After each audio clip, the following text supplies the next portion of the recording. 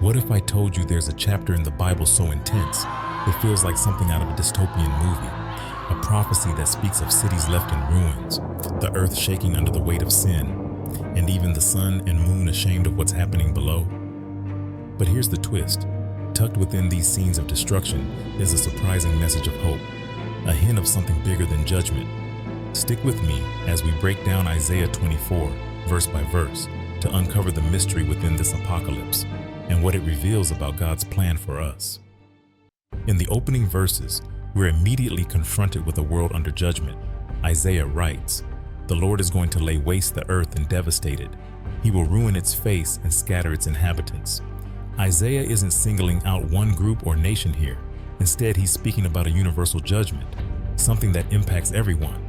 Whether you're rich or poor, powerful or weak, the message is clear. Everyone is accountable to God. There's no escape based on wealth or status. So why this judgment? Isaiah says it's because the people have violated the laws, overstepped decrees, and broken the everlasting covenant. This language shows us that humanity has moved away from God, breaking the relationship He intended for us, and as a result, the earth itself suffers.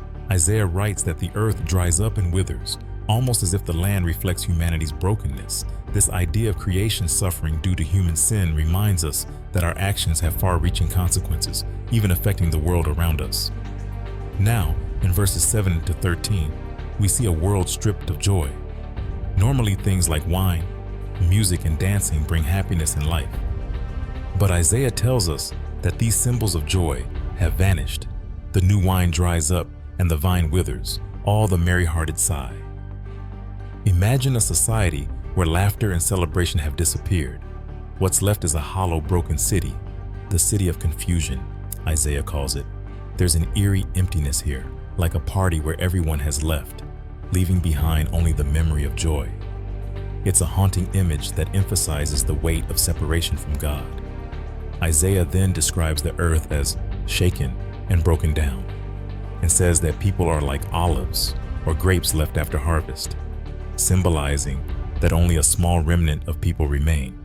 It's a bleak picture, but it shows that while judgment is serious, God's mercy allows some to survive. Then, in verses 14 to 16, the tone shifts. Isaiah writes about people praising God, saying, "They raise their voices, they shout for joy. From the west, they acclaim the Lord's majesty." Even amid all this destruction, there's a remnant that praises God. Who are these people? Likely they're those who remain faithful, even in dark times. This remnant acknowledges God's sovereignty and praises Him. It's a reminder that there's hope, even in judgment. But right after this, Isaiah interrupts with his own words of sorrow, saying, "Woe to me, the treacherous betray." He recognizes that while some are faithful, many others still rebel. It's a powerful contrast, hope and lament side by side. Next, in verses 17 to 20, we see the intense imagery of people trying to escape judgment, but they can't. Isaiah writes, "Whoever flees at the sound of terror will fall into a pit. Whoever climbs out of the pit will be caught in a snare." The idea here is that this judgment is inescapable. People may try to run, but they'll only encounter more trouble. The earth itself is described as reeling and shaking, as if it's drunk or unstable. Isaiah says, "The earth staggers like a drunkard," showing the overwhelming weight of sin on the world.